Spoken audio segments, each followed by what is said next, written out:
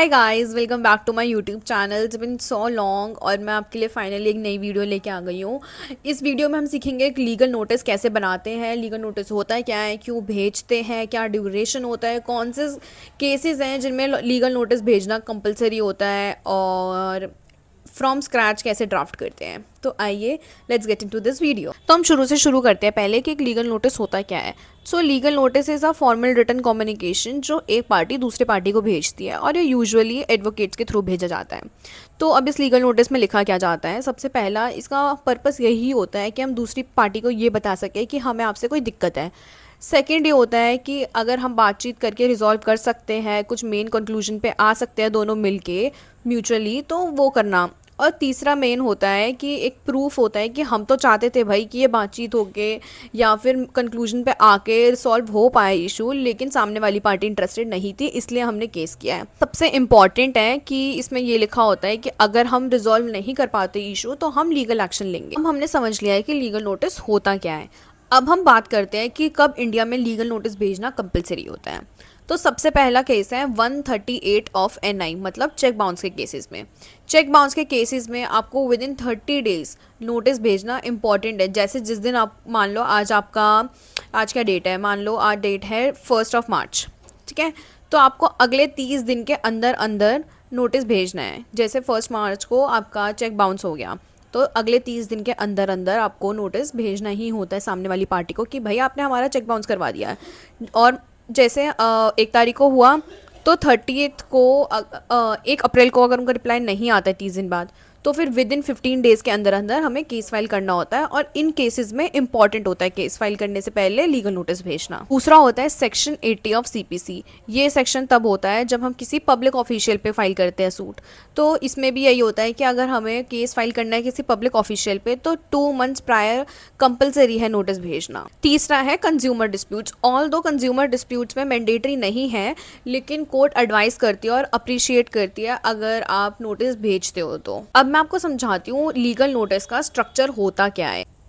सबसे पहले आती है एडवोकेट की डिटेल्स। एडवोकेट का नेम क्या है, फर्म का नेम क्या है, चैम्बर डिटेल्स क्या है, ऑफिस एड्रेस क्या है, ये सब लिखना मैंडेटरी होता है और ये हेडर में आता है। फिर आती है स्पीड पोस्ट कुरियर। ये सब आपने कैसे, मतलब लीगल नोटिस आपने पार्टी को भेजा है अपोजिट पार्टी को, ये लिखना ऑप्शनल होता है। फिर आती है सामने वाले पार्टी की डिटेल्स कि हम किसको भेज रहे हैं, उनका नाम, एड्रेस, मोबाइल नंबर क्या है। फिर आता है डिमांड नोटिस हेडिंग, ये मैंडेटरी होती है लिखनी। और इसके बाद आपका लीगल नोटिस स्टार्ट होता है। तो आप पहले सैल्यूटेशन दोगे कि डियर सर, और उसके बाद आप पहले बताओगे कि जो क्लाइंट है वो है कौन, आप कौन किसके लिए रिप्रेजेंट कर रहे हो। फिर आपके स्टार्ट हो जाते हैं फैक्ट्स। जैसे फर्स्ट पॉइंट में आप स्टार्टिंग से स्टार्ट करोगे कि कहाँ से ये प्रॉब्लम स्टार्ट नहीं हुई, कहाँ से ये प्रॉब्लम अराइज हुई भी नहीं थी, सिर्फ बातें हो रही थी, वहाँ से स्टार्ट करके आप फिर धीरे धीरे डिटेल्स लिखते हो सारी। आप इसको पॉज करके भी आराम से देख सकते हो कि कौन से पॉइंट में क्या लिखा है। और वैसे मैंने डिस्क्रिप्शन बॉक्स में डाली हुई है लिंक, जिसके अंदर आपको 40+ लीगल नोटिस मिल जाएंगे, तो आप वहाँ भी चेकआउट कर सकते हो। फिर हमने जैसे चेक बाउंस का केस है तो हमने डिटेल्स डाली है कि चेक नंबर क्या है, कितने अमाउंट का था और कौन सी डेट को बाउंस हुआ है। और लास्ट में हम लिख देते हैं एडवोकेट का नाम। आई होप आपको आ गया हो कि एक लीगल नोटिस ड्राफ्ट कैसे होता है। अब मैं आपको बताती हूँ कि अगर आप लीगल नोटिस ड्राफ्ट कर रहे हो तो उसमें ऐसी कौन सी मिस्टेक्स हैं जो आपको बिल्कुल नहीं करनी, या फिर जो चीज़ें आपको बिल्कुल करनी है तभी वो लीगल नोटिस आपका फॉर्मल लगेगा। सबसे पहला है इमोशनल लैंग्वेज। आपको बिल्कुल इमोशनल लैंग्वेज यूज़ नहीं करनी, क्योंकि ये फॉर्मल मैसेज भेज रहे हो आप, ना कि कोई व्हाट्सएप चैट। तो वर्ड्स जैसे कि चीटर, फ्रॉडस्टर, क्रिमिनल हम नॉर्मल लैंग्वेज में बोल देते हैं कि he is a cheater, he is a fraudster, ठीक है। पर एक फॉर्मल रिटन पेपर में या मतलब लीगल नोटिस में आप ऐसी लैंग्वेज यूज़ नहीं कर सकते हो। नेक्स्ट है जैसे चेक बाउंस केसेस में आपका बहुत स्पेसिफिकली मेंशन है लॉ में कि 15 डेज़ के अंदर अंदर आपका जो नोटिस है वो रिजॉल्व हो जाना चाहिए। मतलब 30 डेज़ में भेज दो, 15 डेज़ में अगर कोई चीज़ नहीं होती है रिजॉल्व तो आप कर सकते हो केस फाइल, लेकिन मोस्टली केसेस में ऐसा नहीं होता है।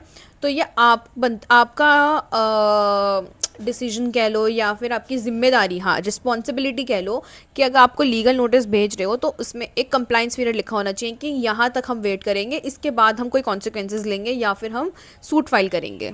और ये पॉइंट सबसे ज़्यादा इम्पॉर्टेंट है एक लीगल नोटिस में स्मॉल डिटेल्स मेंशन करना, जैसे कि चेक बाउंस केस है तो उसके अंदर चेक का नंबर लिखना बहुत इंपॉर्टेंट है। कोई कॉन्ट्रैक्ट डिसऑनर हुआ है तो कॉन्ट्रैक्ट का नंबर, फॉर्म नंबर या जो भी उससे रिलेटेड डिटेल्स है, small but most important and basic details mention करना लीगल नोटिस में बहुत इंपॉर्टेंट होता है। Last but not the least, आप फैक्ट्स गलत नहीं लिख सकते हो, आप थ्रेटनिंग लैंग्वेज यूज नहीं कर सकते हो। फैक्ट्स बिल्कुल ऑन द पॉइंट होने चाहिए, बिल्कुल भी गलत नहीं होने चाहिए और बढ़ा चढ़ा के नहीं लिखे होने चाहिए। अगर फैक्ट्स गलत होते हैं तो बाद में वो सूट के टाइम पे आपको प्रॉब्लम दे सकता है। अब लास्ट क्वेश्चन ये होता है मोस्टली बच्चों के पास कि अगर हमें लॉ में स्पेसिफिकली लिखा हुआ है कि ये दो मैटर्स हैं, इनमें लीगल नोटिस भेजना इंपॉर्टेंट है, तो हम बाकी केसेस में क्यों भेजते हैं? तो हम लीगल नोटिस इसलिए भेजते हैं क्योंकि मोस्टली केसेस रिजॉल्व हो जाते हैं लीगल नोटिस के टाइम पे ही, क्योंकि सामने वाली पार्टी डर जाती है या फिर उन्हें समझ आ जाता है कि उनकी गलती है, तो सूट के टाइम पे उन्हें प्रॉब्लम हो सकती है। तो मोस्टली केसेस लीगल नोटिस के टाइम पे ही ठीक हो जाते हैं, रिजॉल्व हो जाते हैं और कोर्ट में जाने की ज़रूरत नहीं पड़ती, क्योंकि कोर्ट ऑलरेडी बहुत ज़्यादा क्राउडेड है। तो कोर्ट खुद भी नहीं चाहते हैं कि नए केसेस आए, पुराने तो सॉल्व हो नहीं रहे हैं और नए नए केसेस आए जा रहे हैं। सो इस वजह से लीगल नोटिस भेजना बहुत इंपॉर्टेंट है। ऑल्दो लॉ में नहीं लिखा है but it is good for practice, और मोस्टली दिल्ली और मुंबई में ये प्रैक्टिस फॉलो सब करते हैं लॉयर्स की लीगल नोटिस भेजते ही है हर केस में। तो as a law student myself and a friend to you, I will say कि अगर आप फर्स्ट सेकेंड ईयर में हो तो प्लीज़ लीगल नोटिस ड्राफ्ट करना स्टार्ट कर दो, क्योंकि ड्राफ्टिंग एक बहुत इंपॉर्टेंट स्किल है एक लॉ स्टूडेंट के लिए, और ड्राफ्टिंग सबसे पहला और सबसे इजी ड्राफ्ट होता है जो आप कर सकते हो। और अगर आपको ड्राफ्ट्स नहीं मिल रहे हैं कि कैसे क्या करना होता है, सारे ड्राफ्ट्स अलग अलग तरीके के होते हैं। 138 मैंने आपको समझाया, tenant to landlord, landlord to tenant, बहुत तरीके के नोटिस होते हैं। तो अगर आपको वो नोटिस के ड्राफ्ट नहीं मिल रहे हैं तो उसकी भी कोई प्रॉब्लम नहीं है, मैंने डिस्क्रिप्शन में एक लिंक डाल दिया, वहाँ से 40+ जो दिल्ली, मुंबई, अहमदाबाद और पंजाब, हरियाणा, इन सब कोर्ट्स में फॉलो किए जाते हैं। मैंने 45 ड्राफ्ट्स इकट्ठे एक ही फाइल में कंपाइल कर दिया, वो डिस्क्रिप्शन से ले सकते हो। लेकिन start drafting legal notice. Legal notice सबसे इजी, सबसे फास्ट और सबसे अच्छा तरीका है पैसे कमाने का भी। एज अ फ्रीलांस आप लीगल नोटिस से भी बहुत पैसे कमा सकते हो। So start putting your effort, start doing anything and everything for your career. So thank you so much, मिलते हैं दोबारा, and don't forget to subscribe and like this video. Thank you so much.